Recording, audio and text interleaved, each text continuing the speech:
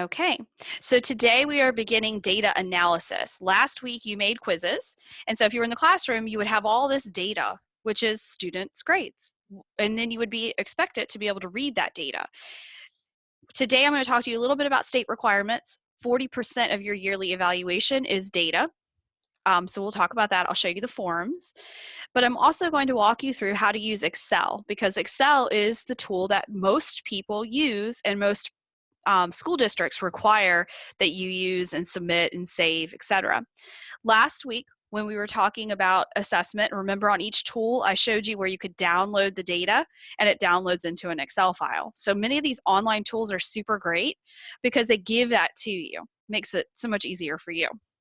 It's very rare today for anybody to use gradebooks. Like, I used to love to color code my printed grade books. There are people who will have them and then they'll type in the grades online, but most people are just doing their grades on the computer and entering them that way. So let me switch screens here. Just going to go to my desktop. It makes it easier. So I had this picture up. There we go.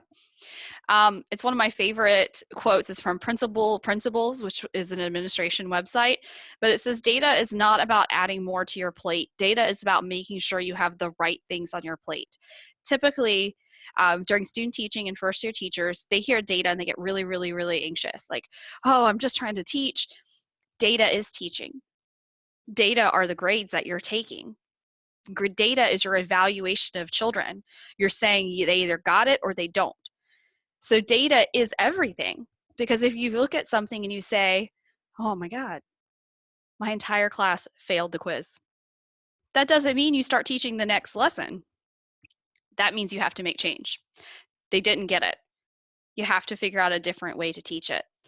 So data is all about just making sure you're doing things the right way for those kids that you have. And I thought today, let me see if I can find it down here, I would start off with this short video. This isn't even a year old yet. It's from New Orleans schools, and about how their teachers are using data and how they're working together. When you're at school, you guys know you're going to be part of many different teams, right? Did you know that? You can't just go in your classroom and shut your door. So you might be on a grade level team, like all the second grade teachers, all the English teachers, all the art teachers. But you also may be on a data team. So you might be a person that's responsible for getting all the data from all the art teachers and the English teachers and analyzing it and putting together the report that goes to your principal, that goes to your superintendent, that goes to the state, that goes to the federal government. That brings in the funding. So you have to think deeply about your data. If you would plan to teach inclusion, you are going to be drowning in data, because you are going to have students who have individualized education plans that have goals and times that they're supposed to meet those goals. So if you have a child who struggles with reading comprehension, and after the first marking period, he is not doing very well with one of the standards in your class, which may be something like writing expository pieces, which is a pretty standard SOL across the English curriculum.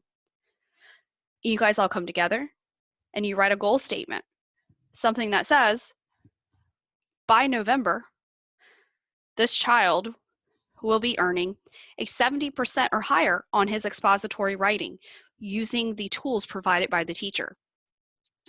So that has to have data to support it. That's a federal requirement. So let me show you what they're doing in New Orleans. New Orleans has struggled since Hurricane Katrina with their schools. They have a very, very large private school network.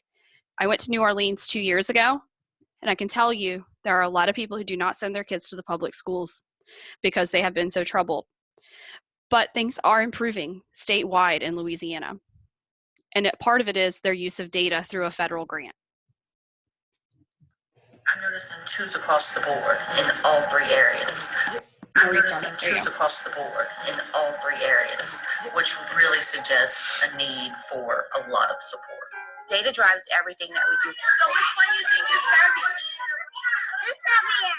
It's being in the classrooms, observing and providing immediate support so that every day we're learning and growing.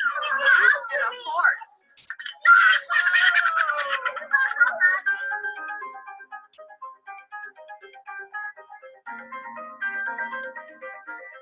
Educare is a network of early childhood schools. We have 23 schools in about 15 states.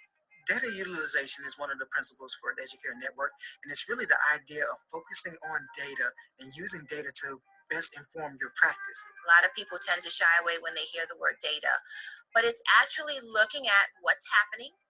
We say that we're high quality. We say that we're ensuring that kids are kindergarten ready, but without that data, how would we be able to say that with accuracy? While looking at data, we look at it different ways. Okay, step inside of the elevator. Data from students is collected daily via observation. Throughout the day, the teachers are assessing the kids, walking around the centers, engaging with the kids through conversations, and they're taking notes. Some teachers will have little whiteboards that they're taking the notes on. A lot of teachers also use their iPads and they collect videos. We measure academics daily as well as social emotional growth. Data may look like how the child is able to manage their feelings. Data may look at the cognitive side of it. How is he doing with his alphabet recognition? How's he doing with his color recognition? How he's doing with his shape recognition? I have 10 toys. 10 toys. Wow, that is a lot. Our classrooms, if you're walking by, it looks like a ball of fun. It looks like kids just running around, playing. It's not stressful to the kids. The teachers make sure that activities are tailored so that it's engaging. And so those teachers are actually, during quiet time, using anecdotal spreadsheets to write notes on what the kids did that day, what they were actually possibly struggling in, and that's how it's all kept and measured. What is something that you see? Oh, one at a time. Our master teachers are in the classrooms daily, and then from those observations, our master teachers will have what we call within a network reflective supervision. What's the next time, Miss Guy? Reflective supervision is a scheduled time that we meet with the teachers and we can reflect on what's working and what's not. We call it glows and grows. So you say you feel like one of your glows was your higher order thinking questions. Yes. We talk about areas where you did well and what did that feel like for you and how did you go about accomplishing that, and maybe we can apply that strategy to improving in some of the other areas. What about your grows in that area? Probably analysis and reasoning. Analysis and reasoning. It actually helped me think about, I could have done this instead of that. It helps me see where they are and where they need to be. After I do this, maybe I can either write the questions on sentence strips and have them with me in front of me during circle time. Okay. Reflective supervision is always done in a supportive model. Feeling good about it? Yes. We always say that it's never personal. Again, it's always about the kids and the families. All right, guys, so this data dialogue, we will focus on staff development. The leadership team, myself, along with my supervisors, we look at data and data dialogues. We talk about our class scores. We talk about family support needs. And from that conversation, we determine what additional pieces of professional development need to happen this year to ensure that we were successful. I have a question, guys. Why do you think we count our bananas? All educators rely heavily on data-driven practices.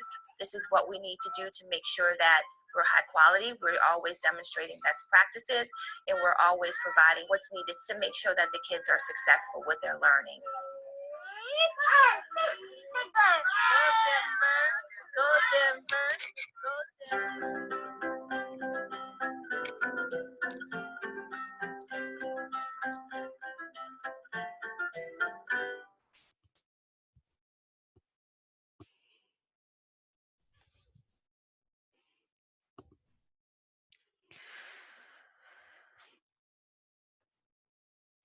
Okay. So what was interesting about that video? Was there anything that surprised you or was new or that you hadn't thought of when we talk about data that they mentioned or showed you in that video?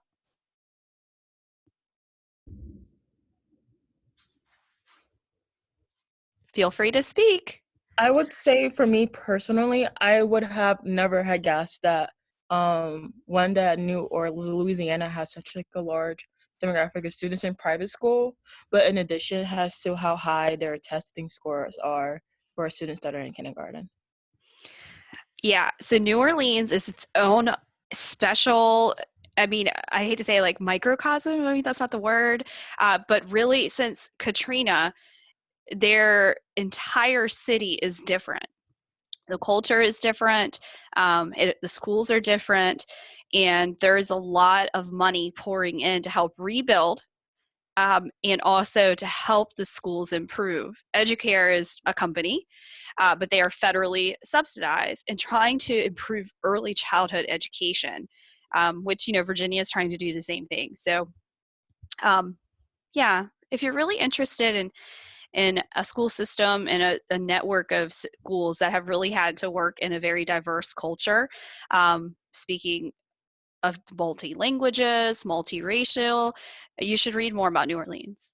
And I have a few students who joined, it's not Teachers for Tomorrow, it's a teachers program, and they are in New Orleans teaching on the front lines, we call it, in the poorest of the poorest schools. I can't remember what that program's called, but if you're interested in that, let me know because I can reach out. What's it called? Teach for America. Is it Teach for America? Is that still around? Maybe it is Teach for America. That's what I remember. I had friends that went into that. But yeah, if you're interested in that, New Orleans is one of the places. So what else was surprising about data? Anything?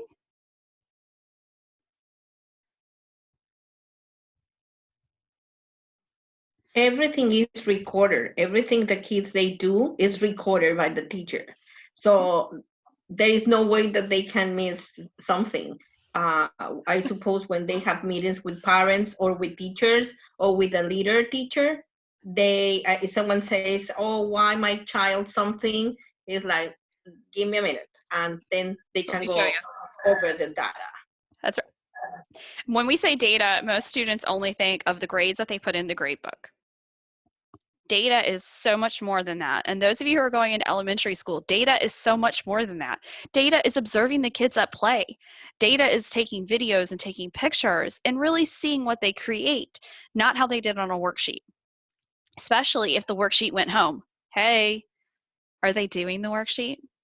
Did a sibling do the worksheet? Did a parent do the worksheet? You never know. So data is more than just the numbers. And so that's something I like to think about and I like to talk about because this module does focus on the numbers in the grade book, which is equally important, but I don't want you walking away thinking that's it. So in the graduate class, I'm teaching a section of it right now, we talk about data teams, which is what you just saw. We talk about the protocols, which is what you just saw. We talk about all the different types of assessments. In that class, you create multiple choice tests, essay tests, project tests, you create everything, rubrics, and you learn all about that. As a foundation, before you could even start thinking about that, we talk about data and we talk about Excel and how to really analyze how well the kids did. A lot of new teachers will say, oh, I gave them a 30 question test and the average was an 89, so I'm happy with that and I'm going on. An 89? What 11% failed? And what did they fail on? Which question? Was there one question that you looked at that 17 kids got wrong? Was it the question? Was it the content? What's going on here? And these are the things that you're expected to do. So let me switch back to my screen. I'm going to show you some things. In the folder I sent out, and it's just an assessment folder. It's from one of my friends who's a principal in Chesapeake. There are a lot of documents here. And I just think you should make a copy of this folder and save it because I think the farther you get along in your education and student teaching, you might come back to this folder and say, oh, look, there's a whole PDF file here on formative assessment. And my cooperating teacher told me I need more formative assessment in my lesson plans. She is now telling me on my written feedback that if I don't have more formative assessment, I'm not going to pass this week. Integrated every single week of student teaching. There's also some stuff here that's more for elementary, book level conversions, Lexile conversions. Most of you haven't taken your reading class yet, but this is here and might be something you'd be interested in. The SMART goals are the things that typically teachers are asked to write every year. You come up with maybe 3 or 4 goals for your school, for your kids, and you collect data to show how you met them. What I wanted to show you is down here. It's the teacher evaluation instrument.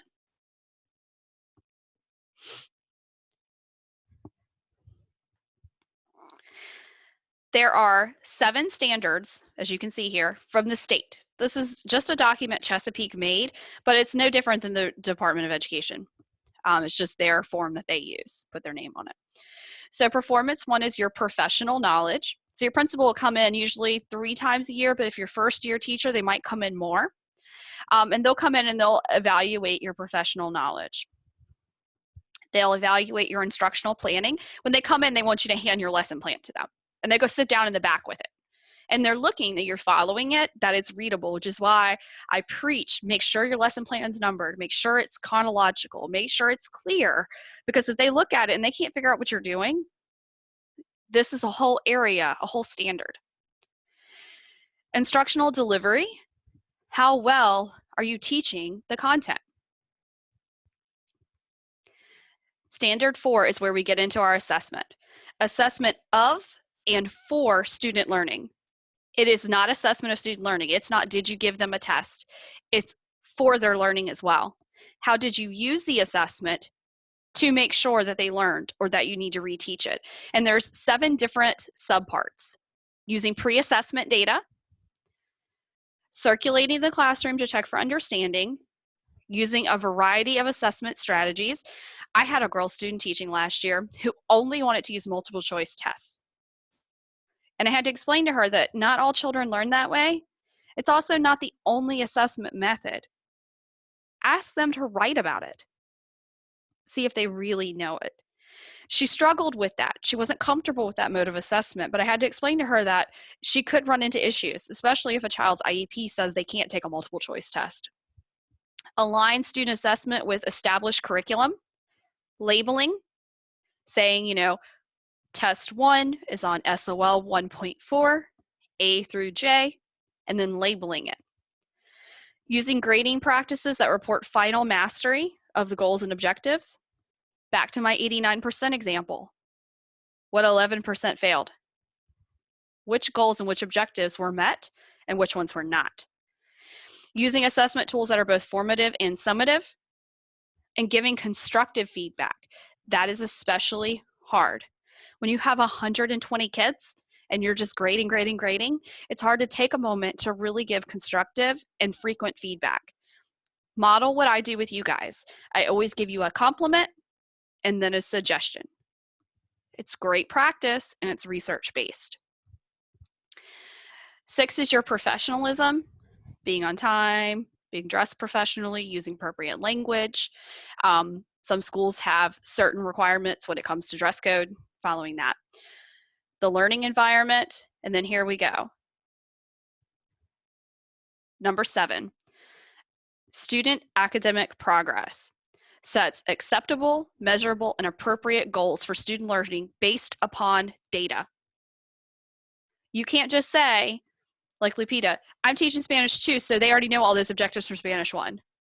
Do they? You give them a diagnostic. You give them like the final exam from Spanish 1 and you see how they do. And you realize, hey, wait, the teacher went out on maternity leave and she didn't even get to teach them this whole section of these standards. The kid's got a 55% average on this section. Before I can start teaching my Spanish 2 content, I've got to teach this first. I've used the baseline data and now I've set a measurable goal. I teach and I reassess them and now they're good, right? 100% because Lupita's great and they're ready for Spanish 2 now. It's usually only the first couple weeks. Document the progress of each child in a fair and consistent manner. Each child. They should have grades. You should be able to say, this is how Kelly's doing and this is how Rain is doing. And then provide evidence that the goals have been met. Well, how do you know that Rain knows all about short stories? Oh, because he got a 95 on the test. He only missed 1 question. Other students missed it as well. The question was poorly written. I did a warm-up the next day with the same content and he aced it. So he knows it. the question was crap. That's how I knew. This document is very common. They fill it out.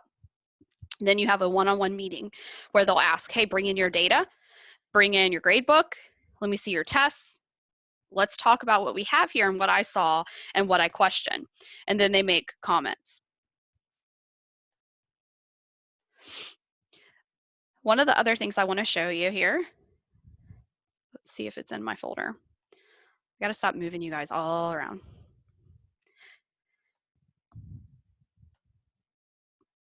I can't scroll down. What's going on? Maybe it's here. Assessment checklist. Oh, hello, it's right in front of my face. So this Excel spreadsheet is what my friend Elena uses at her school. Each teacher has to fill this out weekly.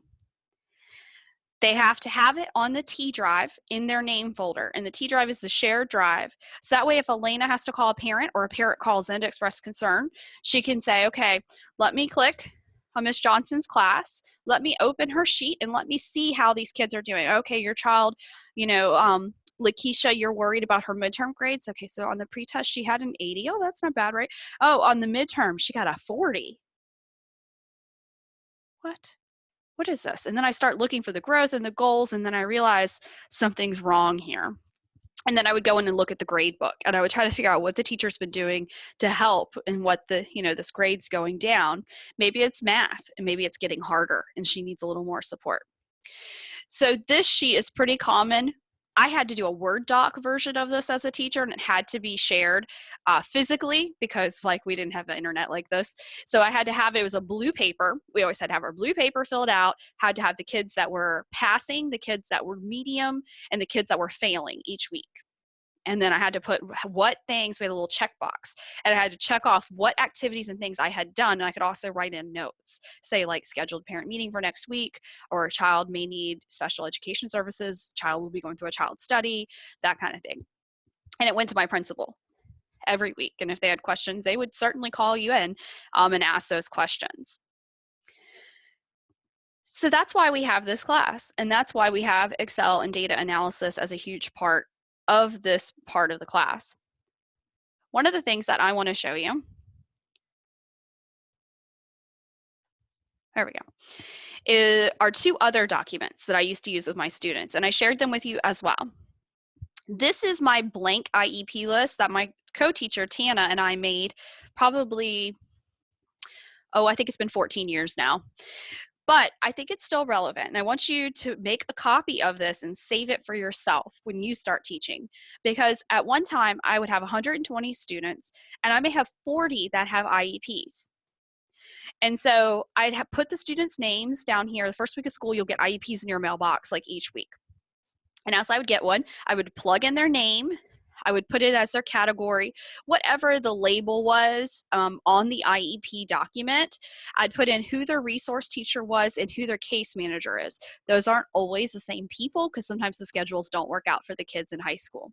And then I put the most popular student accommodations on here, but there's a place for other as well. So one thing that I would see a lot on IEPs was additional time on work, shortened directions, a writing prompt, written notes, preferential seating, a shortened assignment. So, if you're teaching one math concept, a child probably doesn't need to do it 15 times. Maybe they could do it 7 and demonstrate that they get the concept. Oral testing is in pink because those are the tests that I would have to deliver in the morning to the testing center. And the child wouldn't come to me for class. They'd go straight to the testing center. And I would give them a pass and would say, tomorrow, make sure you go to this classroom for your test because they get it read to them. Small group instruction. Let's see. I think one's a word processor code, spelling I couldn't take off for, progress reports, additional planning. I had very few students in high school that got progress reports, but I'd say I'd have 1 or 2 a semester where every 2 weeks I had a progress report, had to go home, or I had to sign their planner every day. That's more of a middle school accommodation. High school, I didn't see that as much, but I was always happy to do it. And some students, I would just encourage them to do it because they were so unorganized. And then I'd keep dates of when I sent progress reports home. So this document that Tana and I made, I think is really helpful, and I think you should hold on to it, because I think when you just start getting folders and IEP sheet after IEP sheet and 504 plans, which are the state versions of the federal IEP document, this will help you stay organized. You can come over here, because this is a spreadsheet, you can sort by student name, put them in alphabetical order to find them easier. The other thing that I use, so I used Excel every day with my IEP sheet, but I wrote all my lesson plans in Excel. So this is the template that Tana and I made. This is a copy of one of her lessons. And if you download, make a copy of this for yourself, it makes your entire lesson plan on one sheet. Most schools today have gone to a school lesson plan template that you have to use. But I was at a school where we were allowed to use whatever template we wanted as long as it had the requirements. So if you're at a school like that and you kind of like the feel of this, you could do that. We have a place for the title, place for our SOLs, our warm-up plan, right? What materials you need, our anticipatory set, then the presentation of our lesson in order. We had our list of our materials here. We have all the SOLs for middle school down here on the side. You could just check them off. Our lesson plans, we were required to have Bloom's taxonomy and our assessment method on here to show that we were assessing every day and also show what learning level we were. Always a review, always a closure, homework, and then any notes. This is especially helpful after you teach a lesson and it goes badly. And you're like, never teach this lesson again because you won't remember next year. Or this lesson could have been much better had I done this. You can make a note. And then also down here on the tabs, you can see other lesson plans for the week. Here's all the SOLs. There's a blank one. You can see all this. It's a really big file. So I wanted to give that to you just in case it interests you, and also show you an example of one. So now that I've gone through just a quick speed view of Excel and data, and it's a lot to think about, I want to talk about your assignment in the last 15 minutes of class. So what I want you to do is go into Blackboard, or you can follow along with me on the screen.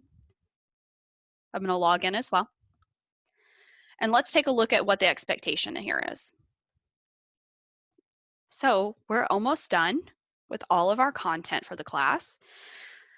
Module 11 is our portfolio, where we take all of the assignments and put them together in one place. So this is really your last assignment. Let's go into multimodal text together. So there's just a little bit of intro here. And then it tells you to please watch all 3 videos in order. They're not embedded so that you can click them, open them up on your screen, and view them. All 3 videos are required for the assignment. So let's go back and look at the assignment.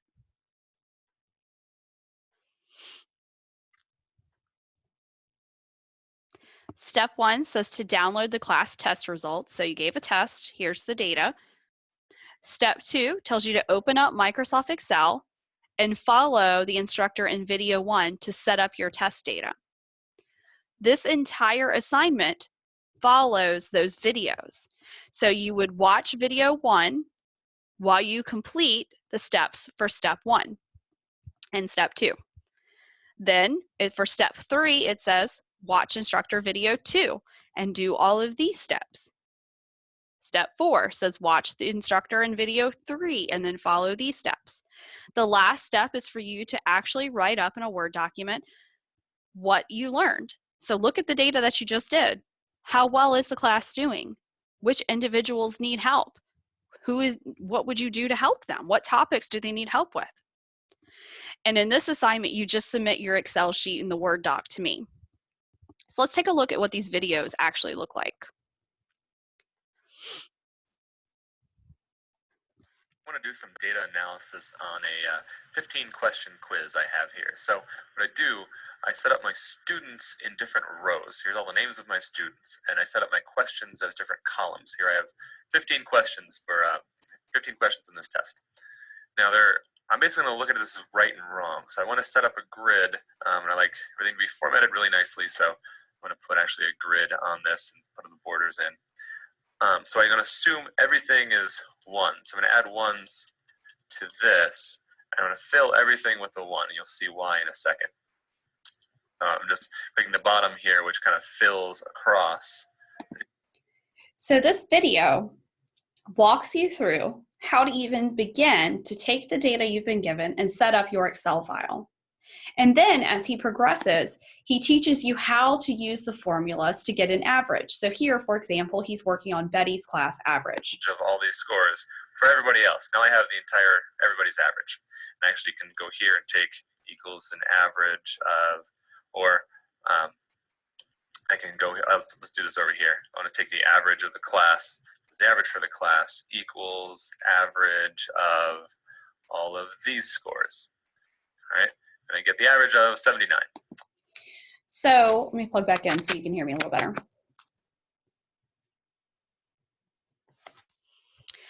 So the goal here is for you to learn to use Excel to do your data analysis efficiently and quickly. Because if you are collecting data multiple times a day for multiple students in multiple classes, you cannot sit there and do the math by hand on a calculator. And using the functions in Excel allows you to do it very quickly. You'll learn in these videos that John is not typing in a formula for Abby, for Betty, for Carl. He probably did the formula for Abby and then he just pulled the corner down and it applied the formula to the rest of the kids. It takes less than 5 seconds for him to get the average data. And now looking at this right now, it looks like Frank is the only one passing on his assessment. Well, no,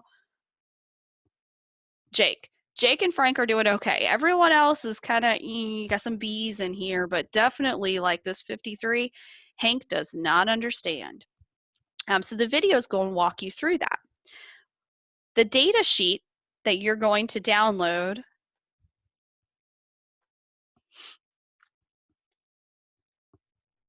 I set it up the exact same way. So there's 15 questions and the same amount of students. And these are your test results. So I've given you a check if they got it correct and an X if they got it wrong. And so you'll take that and you'll plug it into the Excel sheet using the ones and the zeros, just like the video walks you through. One thing that's really important to realize is this sentence right here. Questions 1, 3, 4, 8, and 13 are addition questions. Questions 2, 6, 7, 11, and 12 are subtraction, and the other remaining questions are division. So it's important as you get through your analysis to be able to say, oh, well, hey, look here, Patrick missed, let's see, number 2 and number 7, which were both subtraction questions. So maybe Patrick needs some help with subtraction. He's not getting it. So that's why knowing that information is so important.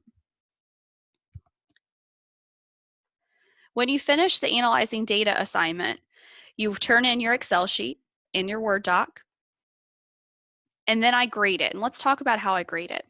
I grade it by video. So you did the averages, the data is correct, the averages are correct, and you use the formulas. Occasionally, I'll have a student in the class who will go through and do all the math by hand.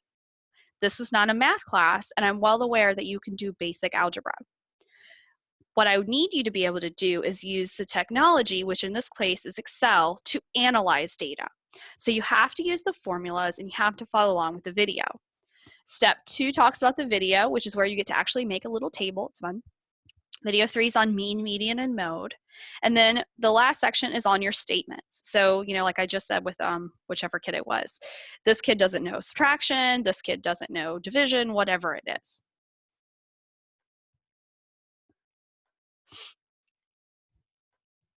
So let me see if I can get out of here. Here we go.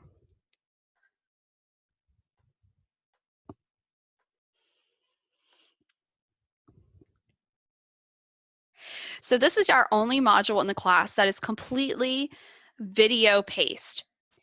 If I was you, I would double screen it because I think that's the easiest way to do it. Get Microsoft Excel open on your computer that you like to work on, and then watch the videos on your iPad or your cell phone. That way you can prop it up and you can just follow along as John is doing something. You can do it on your version of Excel. Now, those of you who know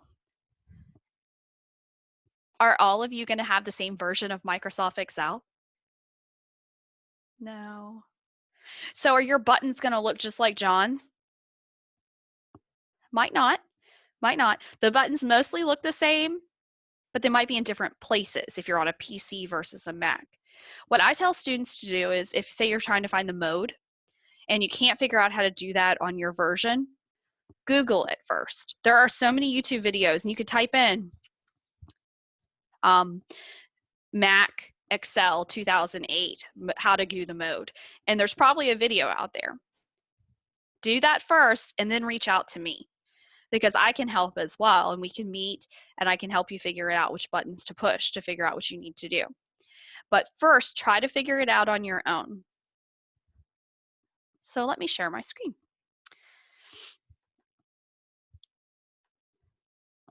This is the old assignment for the class. So when the class was redone, and we went through and looked at all the new teacher standards for technology, we took this assignment that we had out because it was kind of outdated, and also it really wasn't helping our teachers.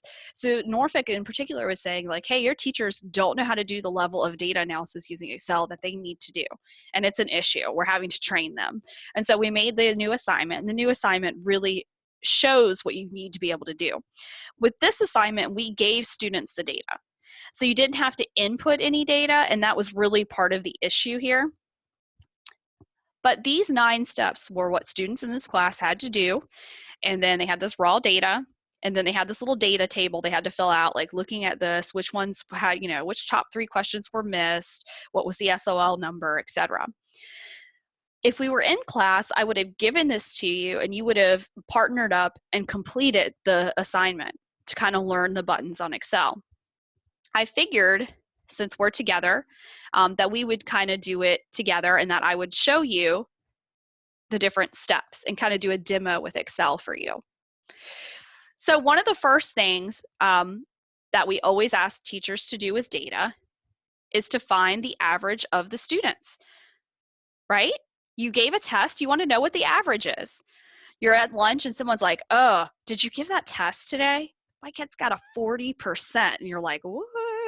And then you go back and look at yours and you're like, well, mine got an 80, so I guess I'm just a better teacher than you. That's not true, right? We don't have that attitude. I'm just kidding. Lapita laughed. Thanks, Lapita. I appreciate you. So the first thing usually we would do with teachers is we ask them to find the average. And so the average number correct. How I find my average might be different from you, because just like with any other tool, there's multiple ways to use a formula. So the one way that you can do it is you can come to, there it goes, formulas, there we go, and you can find the auto sum, and you can say average, and you can just hit enter, and it gives me my average, which is 12. Right here is my formula bar. When I grade your assignments, I look at the formula bar. I don't look at this number 12, because you could have done it by hand on a calculator. And I don't care if you got the right number, because I'm not a math teacher. What I do care about is if you used the formula. So I'll come here and I'll look here to make sure it's correct. That's how I do the formula. You don't have to do it that way. You could also double click here and hit equals and start typing average. You can click it and highlight it. Oh, my computer's not doing it. Let's see, average, there we go. And then it wants me to highlight here. Now it's working. And then just hit enter. So you have 2 options there. There's probably other ways to do it. One of the other things that we ask teachers to do is to sort the data. And so one of the things that's just really simple and really great to know how to do is to be able to take your students and say, put them in alphabetical order. So with this assignment, because we don't have student names on here, we used to do it by teacher. So we have our Sesame Street characters. How many of you are Team Snuffleupagus? No? Kermit the Frog? Big Bird? Cookie Monster. It's my 4-year-old. He's a cookie monster. Or Mr. Hooper. So they're already sorted, but we want to do it in alphabetical order because it's just going to make everything easier to read. So we can come up here to sort, and we can say sort A to Z. And so now it's a little easier to see. One of the other things that I ask students to do that really helps is I have them highlight by teacher. So you can see if you have multiple groups of students, different student groups. Maybe you have students in your class who are inclusion. So they also have a caseworker in special education. You're teaching inclusion. You might want to highlight just those students. You might have subgroups. You might want to highlight your ESL students, or you might want to highlight your honors students. I used to teach AB, so I also had some band students in there. I needed to know which ones were going to be coming to me which day. So we use this little paint bucket to fill in and highlight. So you can highlight by selecting. Did I get them all? There we go.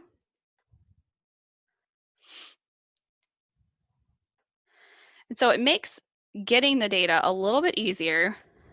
I had a principal who required everything be color coded by block. And so everybody's data had to be the same color. So first block was always pink. Second block was always blue. She was super, super specific. And I get it because she's looking at hundreds and hundreds of students and the data. So now I've highlighted all the data. And so one of the things that is really super important to know how to do is also how to make a chart. I had a curriculum principal, so we always have one principal who was just for curriculum. She didn't want your data sheets. She just wanted a table each week. I understand. She can't read all that stuff. So you can come over to Insert, and you can pick a chart. So I used to have my students do bar charts. And so I'd say, you know, hey, I want to see a bar chart for your students. And so what I would usually do with students is say, I want to see a bar chart for Big Bird's class. I want to see which students got which numbers correct. I can highlight it and then come up here and just hit bar chart. And it creates it for me. Nice. It has no labels, so I have to come over here to add chart element, and then I can label all my axes. So I can say like my x-axis is, you know, student names, y-axis is student data, and then you've got your chart, and you can make it as big as you want, make it as ugly as you want. There you go. So for instance, I can come in here and I can say, let's see, I like that there. I usually like to put my labels right on the chart. There we go. So that you can't really see them, but I like to put the number, like this is a number 12, this is a number 8. I like to put those right in the bar, but that's just me. Okay, and then I can come down here and be like student numbers, etc. So one of the other things that we like to do with our data sets is add a filter so that you could easily turn on and off, and I'm almost done. I know we're a little over time. I promise I'm almost done. The filter button. So you come here and you just hit filter. Now I can actually select which teachers I want to see. So I can say, I just want to see Big Bird's class. Boom, just Big Bird's class. Okay, now wait, I want to compare Big Bird and Mr. Hooper. Boom, now I can just see his class. I just want to see Snuffy and Cookie Monster, that's it. And that's the great thing about filters. And all I did was hit the button to turn it on. Super easy. So I sent you this file so you can play with it if you want to. I don't think it's the most, like, hold on, let me move you up here. I don't think it's the most accurate for today. The assignment that you guys have is much more accurate. It asks you to put the data in, find the average for each child. It only has one teacher's data. You would never have 4 or 5 different teachers' data to look at, right? You would just have your data. So the current assignment is much better. Let me stop talking and see if you guys have any questions about putting together your data assignment.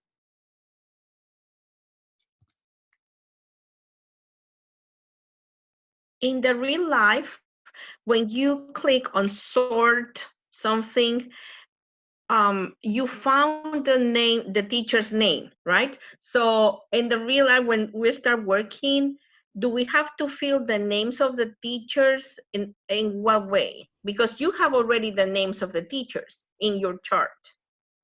No, the data sheet you have is just one teacher's data. It's just like your one class, one test data. Oh, okay. Yeah. It's when you say, okay, I want to compare this teacher. Oh, okay. It's because there were more than one. But Yeah, in the that's a real big life, data sheet with 5 teachers okay. in it. What else? You guys just have one teacher. That's a good question. One teacher and one test data. That's all you're working with for the assignment. Okay, one teacher, one. So we went a little over, I'm sorry. But what I want to say is get started on this assignment now. That way, if you need help, if you just can't get one formula to go and you just keep getting an error message and you get really frustrated and you're like, you can come in to office hours on Thursday and I can help you. Because I sit here, Lupita usually joins me. She feels guilty. She's like, I just feel guilty. So I'm usually on the computer by 1:30. And then, you guys can pop in. I can see your screen. You can share your screen if you want to, or I can walk you through on my screen how to fix something.